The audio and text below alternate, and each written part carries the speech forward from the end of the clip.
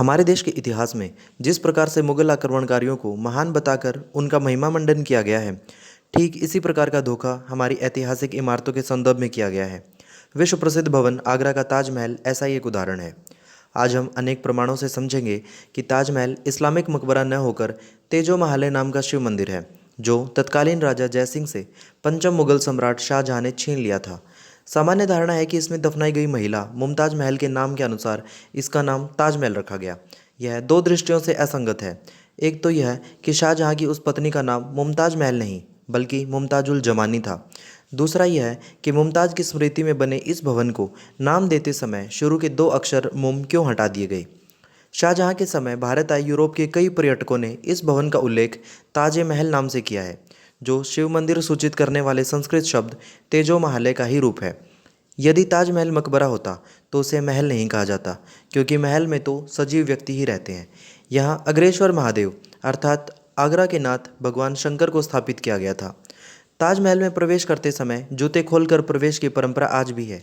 यदि यह कब्र होती तो कब्रिस्तान में जूते पहनकर जाया जाता है। भवन के तहखाने में जो कब्र है उसकी संगमरमरी जाली पर बने कलश की संख्या 108 है और 108 पवित्र हिंदू संख्या है। एक अमेरिकन मार्वेल मिल्स ने ताजमहल के पीछे के भाग में यमुना के किनारे पर ताजमहल के प्राचीन द्वार से एक लकड़ी का टुकड़ा लिया और उसकी कार्बन डेटिंग करवाई। इस जांच में पता चला कि ताजमहल शाहजहां से सैकड़ों वर्ष पूर्व बनी इमारत है। ताजमहल का अष्टकोणीय आकार हिंदू विशिष्टता है। हिंदू परंपरा में 108 दिशाओं के 8 दैवी पालक नियुक्त हैं, जिन्हें अष्टदिक्पाल कहते हैं। ताजमहल के गुंबद पर जो अष्ट धातु का कलश खड़ा है वह त्रिशूल के आकार का पूर्ण कुंभ है।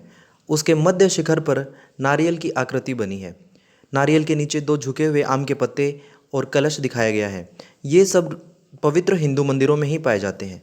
एक पुरातत्व अधिकारी SR राव को ताजमहल की एक दीवार में एक लंबी चौड़ी दरार दिखाई दी। कारीगरों को बुलाकर मरम्मत आरंभ हुई। आसपास की ईंटें निकालने की आवश्यकता पड़ी। वे ईंटें निकालते ही अष्टधातु की मूर्तियां दिखाई पड़ी। शिक्षा मंत्री अबुल कलाम आज़ाद और प्रधानमंत्री नेहरू ने कार्य को वहीं रुकवा दिया और मूर्तियां जहां से निकली थी वापस वहीं चुनवा दी गई। इस घटना के कुछ वर्ष बाद TN पद्मनाभन जब ताजमहल पर पुरातत्व अधिकारी थे तो उन्हें ताजमहल में विष्णु की मूर्तियां प्राप्त हुई। शाहजहां ने जब तेजो महाले मंदिर हथिया लिया था तब उसने सारी मूर्तियां निकालकर दीवारों या भूमि में दबवा दी थी। यदि ताजमहल मुमताज़ की कब्र के लिए बनाया गया होता तो उस परिसर में सरहिंदी बेगम, फतेहपुरी बेगम, सातुनिसा खानम और एक फ़कीर की कब्रें नहीं होती। सरहिंदी बेगम और फतेहपुरी बेगम दोनों मुमताज़ के समान रानियां होते हुए भी दरबानों की तरह बाहर चौक में दफनाई हुई हैं, जबकि मुमताज़ बड़ी शान से केंद्रीय गुंबद के नीचे दफनाई हुई है। यह इसी कारण हुआ कि एक हिंदू मंदिर को किस प्रकार लूटकर उसे इस्लामिक कब्रिस्तान बताना मूल उद्देश्य था। मुमताज़ से विवाह पूर्व शाहजहां के कई विवाह हुए थे और मुमताज़ के विवाह के बाद भी शाहजहां ने कई विवाह और किए। अतः मुमताज़ की मृत्यु पर उसकी कब्र के रूप में एक अनोखा खर्चीला ताजमहल बनवाए जाने की कोई कारण नहीं था।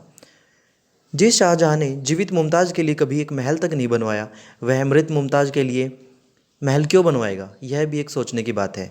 अब सवाल यह उठता है कि शराब, अफीम और अन्य मादक पदार्थ तथा 5000 स्त्रियों के बीच जीवन बिताने वाले चरित्रहीन शाहजहां ने वास्तुकला कब और किससे सीखी, और सारे विश्व के कारीगरों को हैरान कर देने वाले हुनर उसने कैसे कमाया। उसके बनाए अन्य महल कौन कौन से हैं।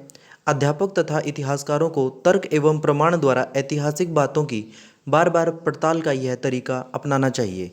पहले से लिखी लिखाई बातें, दूसरों से सुनी सुनाई बातों पर आंख मूंदकर भरोसा नहीं करना चाहिए।